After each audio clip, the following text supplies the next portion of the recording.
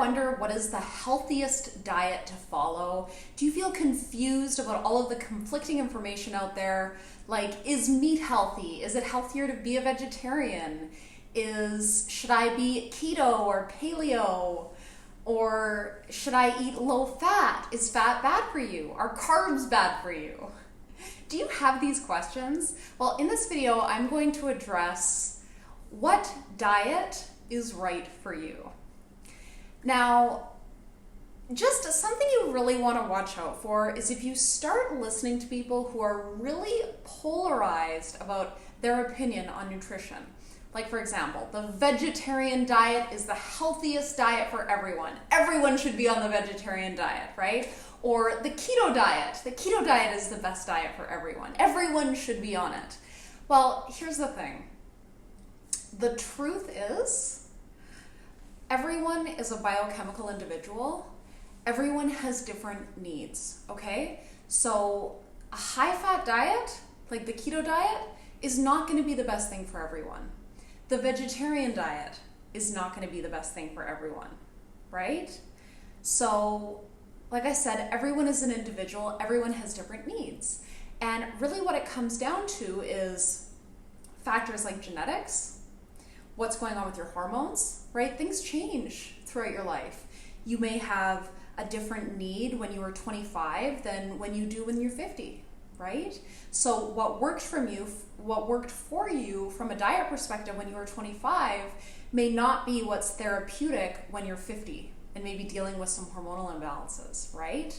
So just be very cautious when you start listening to information that is really polarized on one way of eating that's right for everyone, okay?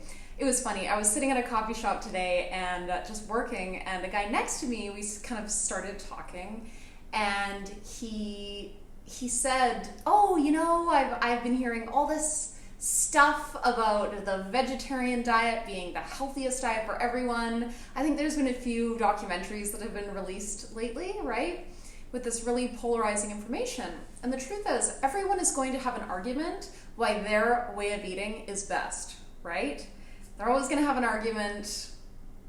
So what it really comes down to is you need to experiment and figure out what's right for you, right? And this can be done with a nutritionist, with a health coach of some kind, or really you can just be your own experiment, and you just need to try things out and figure out what works best for you.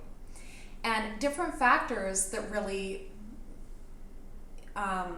come into play in this process is genetics, right?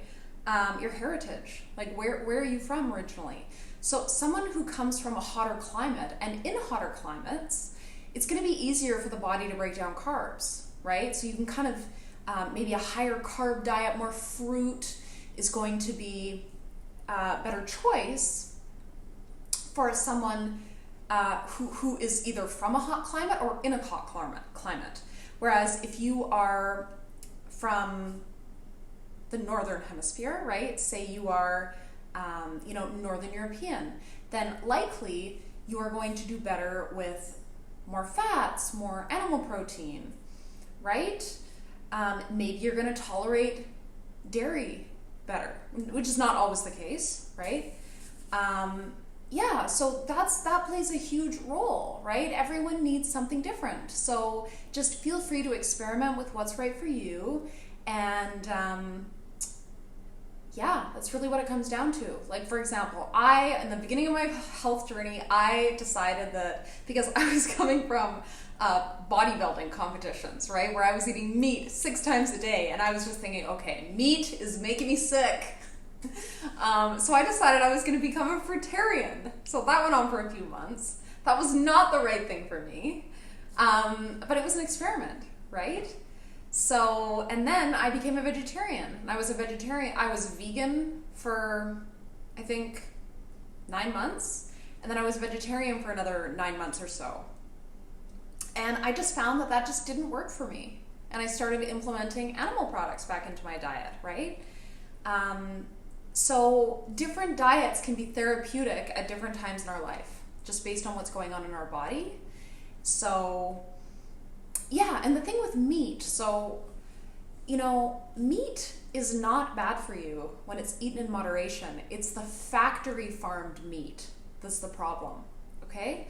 So this is going to be the meat that we find, the meat and even fish that we find at conventional grocery stores, right? This is going to be factory farmed animal products and farmed fish.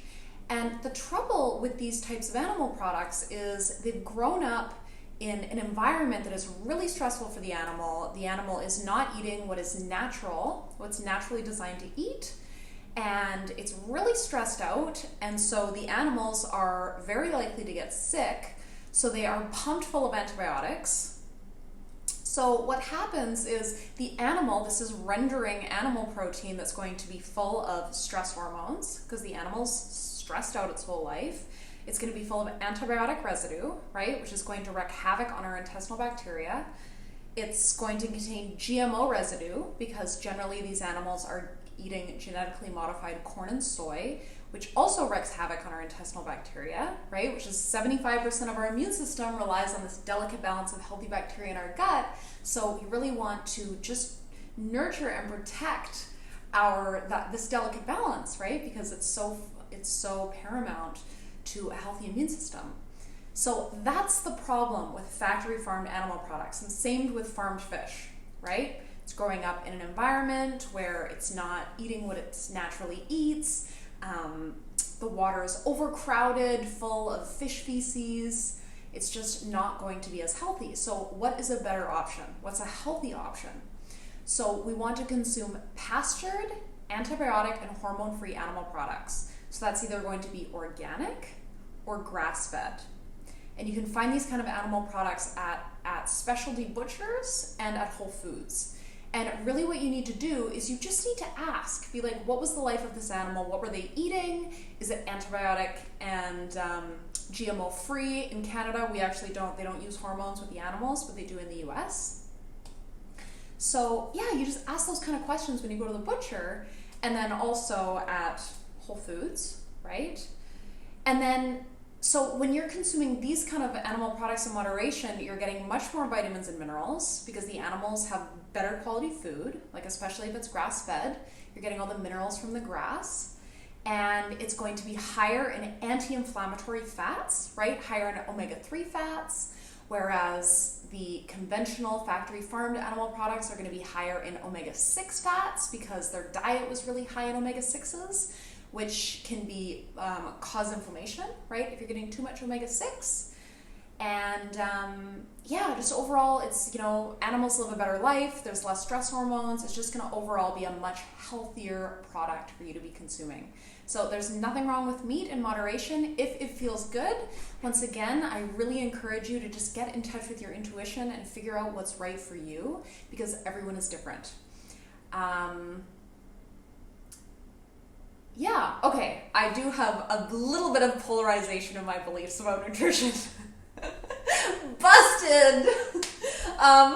So one thing is I do believe that it is important to get lots of healthy fat, right? Healthy fat is so important for so many different functions, for our liver, for healthy cell membranes, for our brain, for keeping us satiated. Fats are really important, right? So I'm not a big fan of low-fat diets.